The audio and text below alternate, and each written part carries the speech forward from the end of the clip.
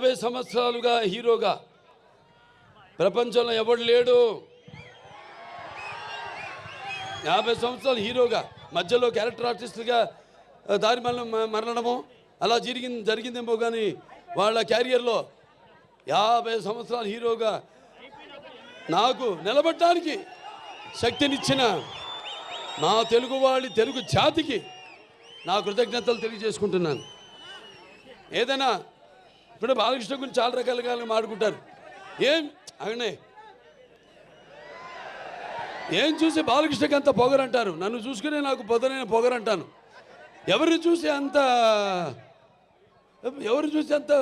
ధైర్యం అని అంటుంటారు నన్ను చూసి. అప్పుడు నేను అంటాను, బాబు నా ఏదైతే నిజస్వరూపంతో అదే నన్ను ఉసిగొల్పే ఒక విప్లవంగా అడుగడుగునా నేను నడుస్తానని నేను చెప్తుంటాను. అలాగే నా రీతి ఏంటి, ఇతనికి అన్నీ తెలుసా అంటారు నన్ను చూసిన వాళ్ళందరూ. నన్ను నేను తెలుసుకునే కంటే పెద్ద విద్య లేదని ఒక సవాలుగా నిలబడతాను.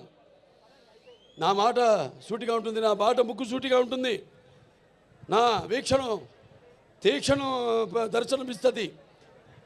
అలాగే నా తీరు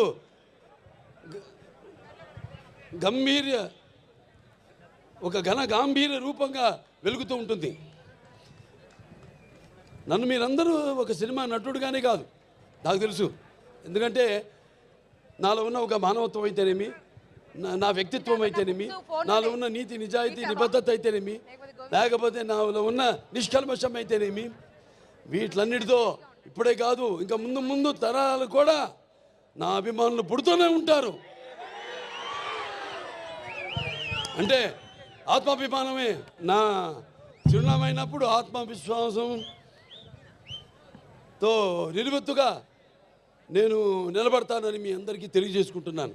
అదే మీరు హిందూపురం ప్రజలందరూ కూడా అవే చూపారు. మీరు కూడా ఆదరాభిమానాలు ఏదైతే నేను నాలో ఉన్న కోణాన్ని చెప్పాను, కోణాలన్నీ అలాగే మీరందరూ కూడా ఆ నీతి నిజాయితీ నిబద్ధత, ఆ నిష్కల్మషం, నా వ్యక్తిత్వాన్ని గౌరవించి ఆదరించి మీరందరూ కూడా మూడోసారి ఒక నటుడైనంత మాత్రాన ఎమ్మెల్యే అవ్వాలని లేదు. వరుసగా ఎంతోమంది వచ్చారు రాజకీయాల్లోకి, ఇవాళ నామరూపాలు లేకుండా పోయారు, అడ్రస్ లేకుండా పోయారు. కానీ ఇవాళ ఇక్కడ పనులు చేశాం కాబట్టి నన్ను గెలిపించారు. ఊరికేదో సినిమా యాక్టర్ లేకపోతే రామారావు అబ్బాయి అయినంత మాత్రాన పనులు చేయాలి. ఎంతో కొంత మనం సమాజానికి కూడా మన వంతు బాధ్యత ఉంది ప్రతి ఒక్కరి మీద. అందరూ కూడా మన వంతు మనం సంపాదించిందే కాదు, ప్రజలకి ఎంత మనం తిరిగి సమాజానికి ఇచ్చాం అన్నది చాలా ముఖ్యం.